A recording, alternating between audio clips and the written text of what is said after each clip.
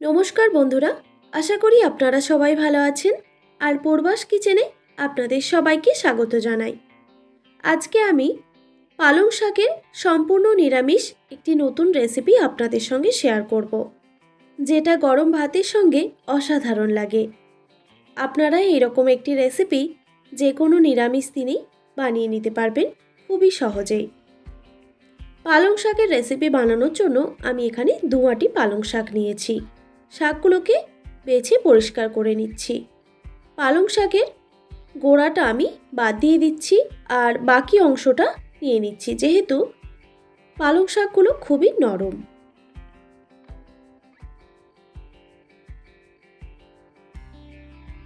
আমি সব পালং শাকগুলো এইভাবে কেটে পরিষ্কার করে নিয়েছি।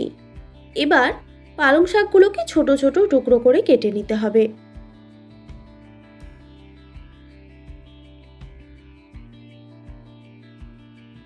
যেহেতু আমি 2 আঁটি শাক ব্যবহার করছি, তাই সব শাকগুলো একসঙ্গে কাটা যাবে না।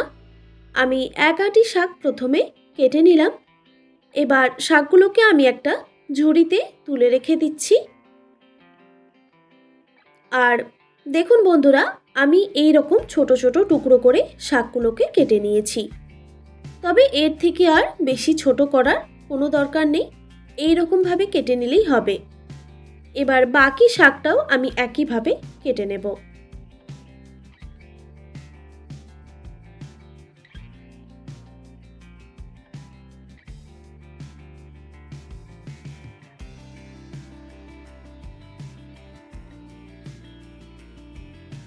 আর এই রেসিপিতে আমার লাগছে আলু। আমি দুটো মিডিয়াম সাইজের আলু নিয়েছি, আর আলুগুলোর খোসা আমি আগে থেকেই ছাড়িয়ে পরিষ্কার করে ধুয়ে নিয়েছি। এবার আলুগুলোকে গ্রেট করে নিতে হবে। আমি জলের মধ্যে একটা গ্রেটারের সাহায্যে গ্রেট করে নিচ্ছি।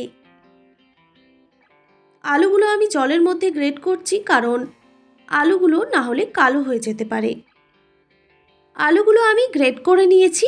এবার আলুগুলোকে আমি পরিষ্কার করে 2 থেকে 3 বার জল পাল্টে ধুয়ে নেব।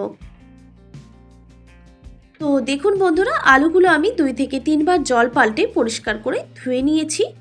এবার আলুগুলোর মধ্যে থেকে এক্সট্রা জলটা এইভাবে চেপে চেপে একটা পাত্রে আমি রেখে দিচ্ছি।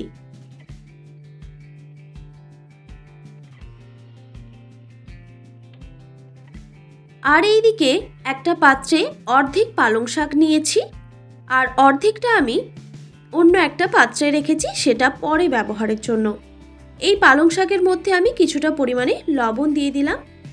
এতে শাকগুলো নরম হয়ে যাবে আর জলটাও ছেড়ে দেবে। শাকগুলোকে আমি নুন মাখিয়ে প্রায় 1.5 থেকে 2 মিনিট মতো রেখেছিলাম। দেখুন শাকগুলো থেকে জল বেরিয়ে যাচ্ছে আর শাকগুলো অনেকটাই নরম হয়ে গেছে। এবার শাকগুলো থেকে এইভাবে হাত দিয়ে চেপে চেপে এক্সট্রা জলটা বের করে আলুর সঙ্গে একই পাত্রে রেখে দিচ্ছি।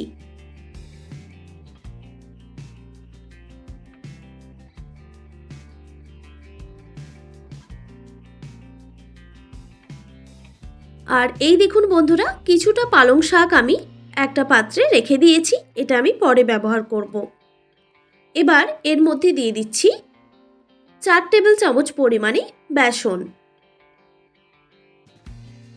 তবে বেসনটা খুব বেশি পরিমাণে দেবেন না, না হলে কিন্তু বেসনটা দেওয়ার কারণে এই রেসিপিটা বানানোর সময় শক্ত হয়ে যেতে পারে। এরপর দিয়ে দিচ্ছি 2 টেবিল চামচ পরিমাণে চালের গুঁড়ো, আর দিয়ে দিলাম স্বাদ মতো নুন, 1 টিস্পুন মতো হলুদের গুঁড়ো, 1 টিস্পুন লঙ্কার গুঁড়ো, 1/2 টিস্পুন জিরে গুঁড়ো, আর 1/2 টিস্পুন ধনে গুঁড়ো। নুনের পরিমাণটা আমি একটু কমই রেখেছি, কারণ শাকের মধ্যে নুন মাখিয়ে রেখেছিলাম, তাই নুনটা একটু বুঝে দিতে হবে। এরপর দিয়ে দিলাম 1 টুকরো লেবু। এখানে আপনারা চাইলে আমচুর পাউডারও ব্যবহার করতে পারেন। এবার সব উপকরণগুলোকে খুব ভালোভাবে মেখে নিতে হবে। তো দেখুন বন্ধুরা, সব উপকরণগুলো আমি খুব ভালোভাবে মেখে নিয়েছি। এবার এর মধ্যে আমি দিয়ে দিচ্ছি কুচিয়ে রাখা কাজু আর কয়েকটা কিশমিশ।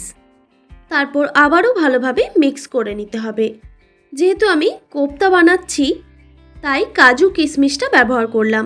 আপনাদের কাছে যদি কাজু কিশমিশ না থাকে তাহলে আপনারা চীনাবাদামও ব্যবহার করতে পারেন। এরপর একটা কড়াইতে দিয়ে দিচ্ছি পরিমাণ মতো সরষের তেল। তবে আপনারা চাইলে সাদা তেলও ব্যবহার করতে পারেন। তেলটা কড়াইয়ের চারপাশে খুব ভালোভাবে ছড়িয়ে নিতে হবে, তাহলে দেখবেন কড়াইটা ননস্টিকি হয়ে যাবে। এবার তেলটা যখন খুব ভালোভাবে গরম হয়ে যাবে, গ্যাসের ফ্লেমটা লো টু মিডিয়ামে রেখে কোপ্তাগুলোকে ভেজে নিতে হবে। আমি এইভাবে হাত দিয়ে রাউন্ড শেপ দিয়ে দিচ্ছি, তারপরে একটু চ্যাপ্টা বানিয়ে নিচ্ছি।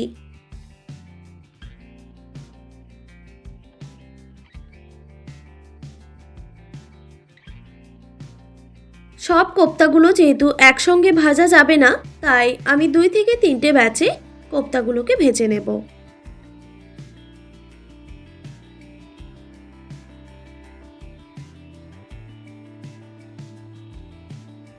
যতক্ষণে কোপ্তাগুলো ভাজা হচ্ছে ততক্ষণে একটা মশলা রেডি করে নেব।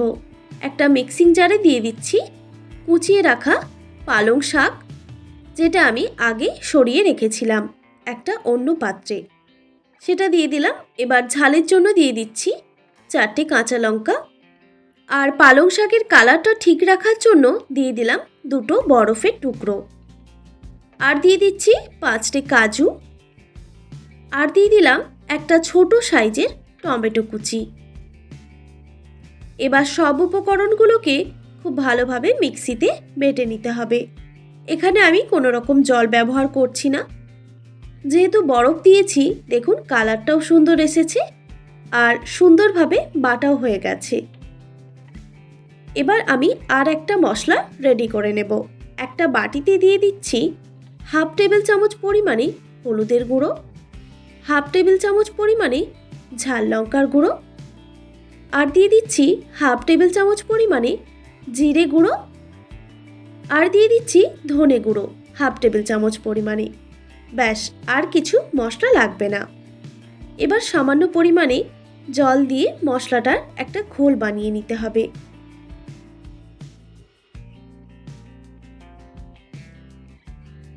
দেখুন রেডি হয়ে গেল। এবার এই মশলাটাকেও আমি সাইডে সরিয়ে রেখে দিচ্ছি। আর এই দিকে দেখুন কোপ্তাগুলো এক সাইডটা ভাজা হয়ে গেছে, এবার উল্টে দিয়ে আরেক সাইডটা ভেজে নিতে হবে।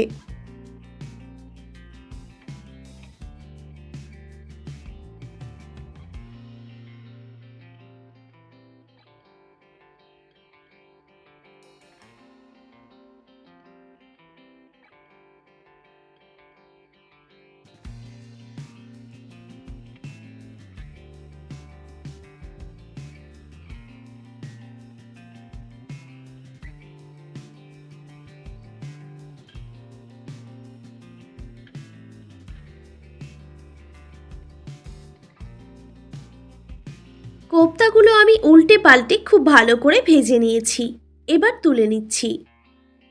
তবে আপনারা চাইলে গ্রেভি না বানিয়েও এইভাবেও চায়ের সঙ্গে পরিবেশন করতে পারেন, খেতে মন্দ লাগবে না। এবার বাকি কোপ্তাগুলো আমি একইভাবে ভেজে নেব।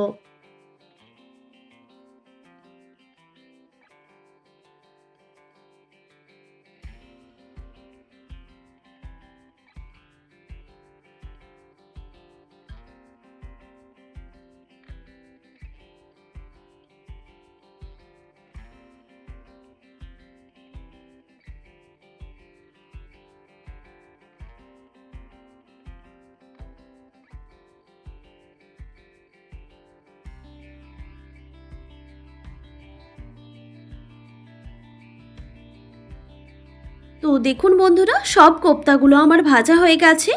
এবার আমি ওই কড়াই থেকে কিছুটা পরিমাণ তেল তুলে রেখে দিয়েছি, কারণ অতটা তেলের প্রয়োজন নেই।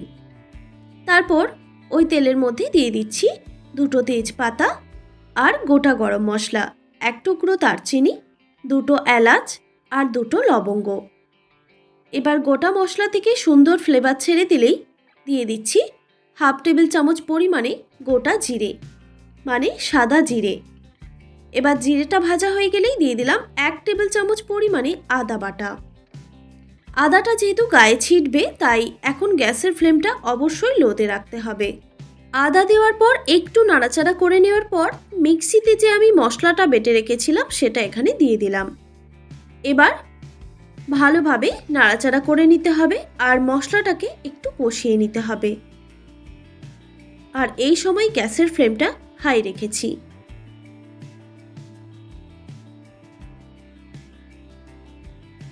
এই সময় দিয়ে দিচ্ছি স্বাদ মতো নুন।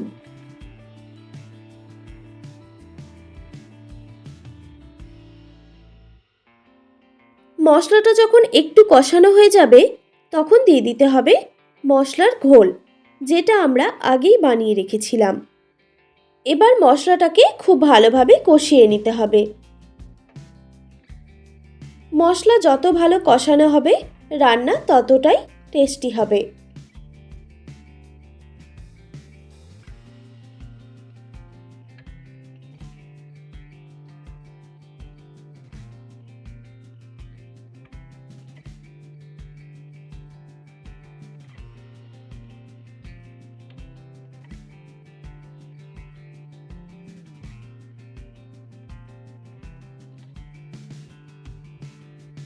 তো দেখুন বন্ধুরা, মশলাটা সুন্দরভাবে কষানো হয়ে গেছে।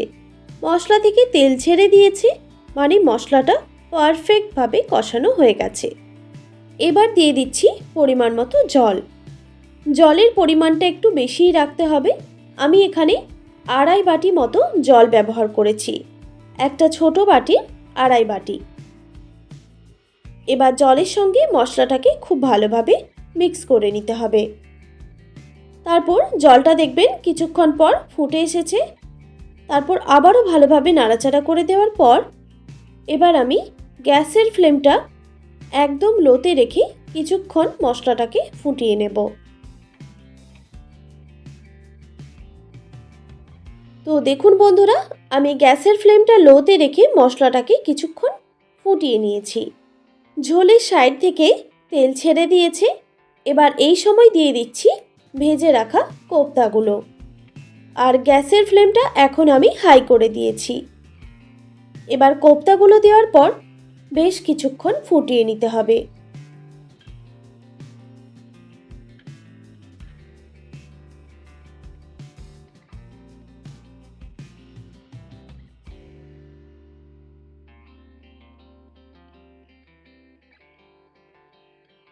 এই সময় দিয়ে দিচ্ছি স্বাদ মতো চিনি। আমি এখানে 1/2 টেবিল চামচ পরিমাণে চিনি ব্যবহার করেছি। যেহেতু নিরামিষ রান্না তাই চিনি ব্যবহার করলে স্বাদটা দ্বিগুণ হয়ে যায়। এরপর দিয়ে দিলাম কসুরি মেথি আর দিয়ে দিচ্ছি গরম মশলার গুঁড়ো। আর সবশেষে যেটা দিয়ে দিলাম সেটা ঘি। ঘিটা আপনারা স্কিপও করতে পারেন, কিন্তু যে কোনো নিরামিষ রান্নাতে একটু ঘি ব্যবহার করলে স্বাদটা পুরোটাই পাল্টে যায়। তারপর উপকরণগুলো দেওয়ার পর খুব ভালোভাবে মিক্স করে নিতে হবে। তো দেখুন বন্ধুরা, আমাদের পালং শাকের কোপ্তা কারি একদম রেডি। এবার এটাকে গরম গরম পরিবেশন করে নেব। আশা করি আজকের রেসিপি আপনাদের ভালো লেগেছে। আর ভালো লেগে থাকলে অবশ্যই একটি like, comment, share and subscribe করে দেবেন। আর পাশে থাকা বেল আইকনটিও প্রেস করে দেবেন। তাহলে নিত্য নতুন রান্নার ভিডিওগুলি আপনাদের কাছে পৌঁছবে। ভালো থাকবেন, সুস্থ থাকবেন। দেখা হচ্ছে নতুন কোনো রেসিপি নিয়ে। আর এতক্ষণ আমার সঙ্গে থাকার জন্য আপনাদের সবাইকে অনেক ধন্যবাদ।